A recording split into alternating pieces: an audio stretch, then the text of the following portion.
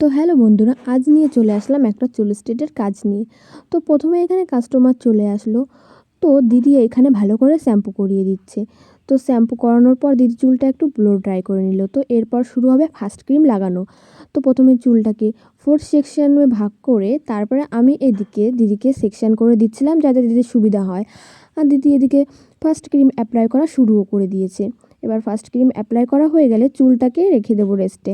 তো আধ ঘন্টা পর থেকে চেক করা শুরু করব যে চুলের বন্ডটা ভেঙেছে কিনা। কারোর এতে আধ ঘন্টাও সময় লাগে, কারোর আবার 40 মিনিট, কারোর 1.5 ঘন্টাও লাগে। এবার হলো বন্ড ভাঙা কি করে বুঝবো।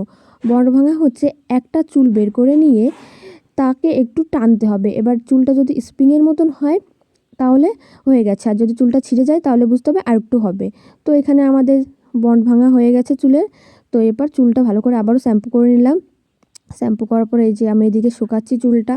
তো দিদি এদিকে চুল স্ট্রেট মেশিন দিয়ে টানা শুরু করে দিল। তো এইখানে দিদি দেখতেই পাচ্ছ যে বেশ ভালোই টানছে।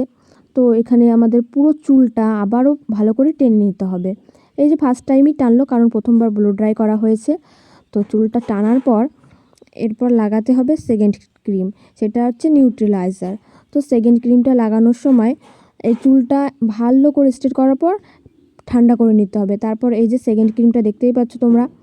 তো সেকেন্ড ক্রিমটা লাগানোর পর রাখতে হবে 10 মিনিট কি 15 মিনিট। তারপর হয়ে গেলে পরে চুলটা আবারও ধুইয়ে দিতে হবে। তো সেই ক্লিপটা আমার আর নেওয়া হয়নি, চুল লাগানো হয়ে গেছিলো সেকেন্ড ক্রিমটা। তো তারপর হয়ে যাওয়ার পর আমরা ধুইয়ে আবার শ্যাম্পু করিয়ে একটু মাস্ক লাগিয়ে তারপরে আবার চুলটা ধোয়ার পর এই যে চুলটা হেয়ার ড্রাই দিয়ে শুকিয়ে নিচ্ছি। তো এই যে আমাদের চুল স্ট্রেট রেডি। তো কেমন লাগলো অবশ্যই জানাবে।